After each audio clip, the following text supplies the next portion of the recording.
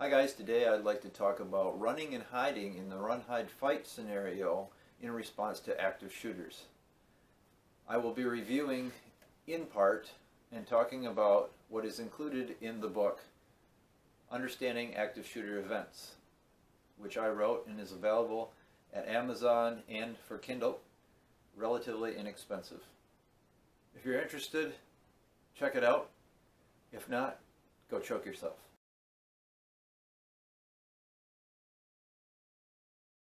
But first, please consider subscribing to this channel where we discuss and demonstrate many tactical and practical skills for your personal protection and physical, mental, and maybe even perhaps spiritual well-being.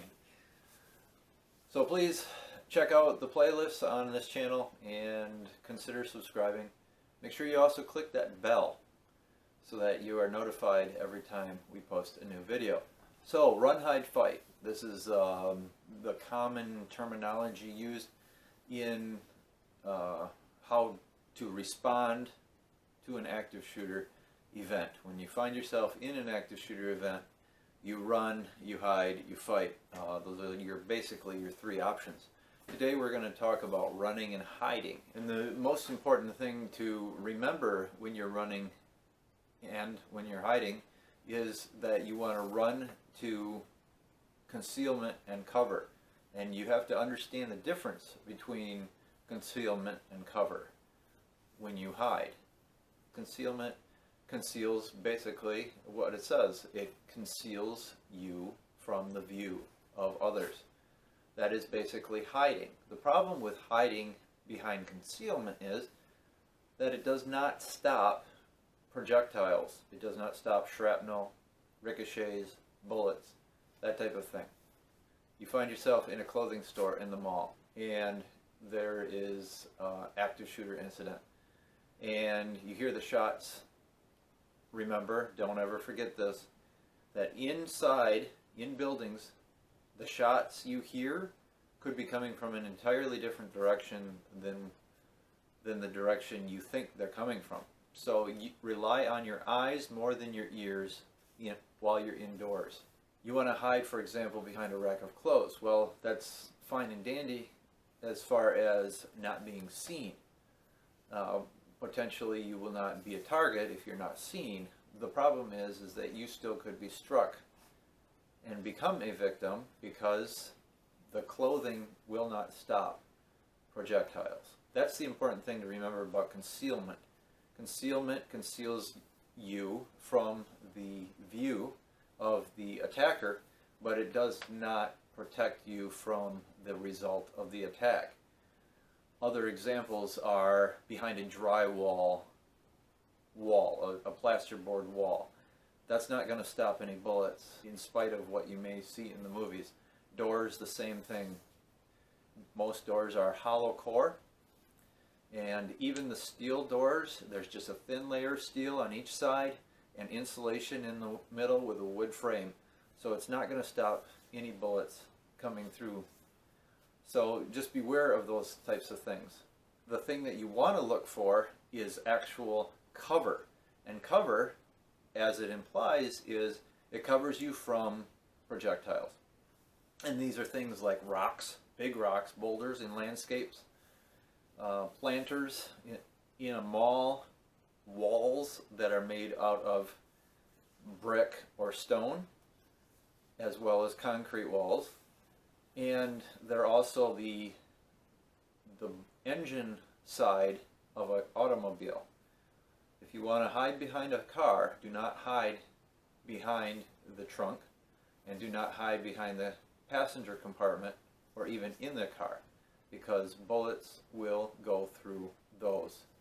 Put the engine block between you and the direction from which the projectiles are coming.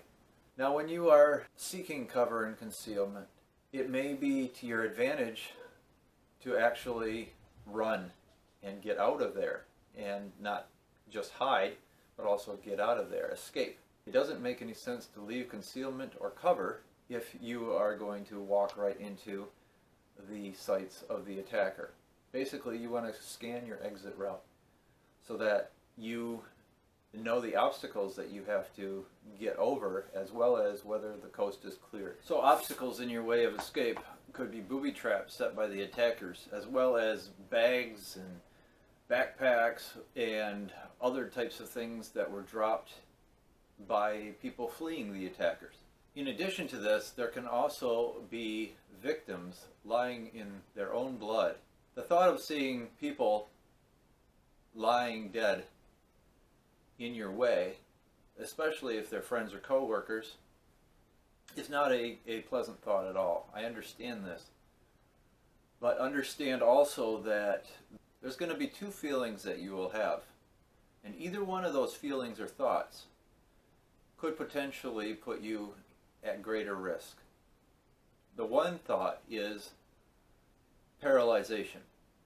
That you are so scared that you freeze, that you're scared, so you do not run, you decide to stay put where you are, and quite frankly that could make you more vulnerable. The second thought that may cross your mind is, oh, I got to help this person.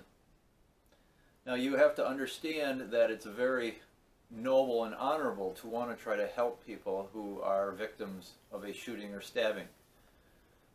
But at the same time, you also got to remember that more than likely, if they're lying there and they're motionless, they're probably dead. So what you have to do is overcome that idea of, let me see if I can help them, let me see if they're still alive, because seconds count.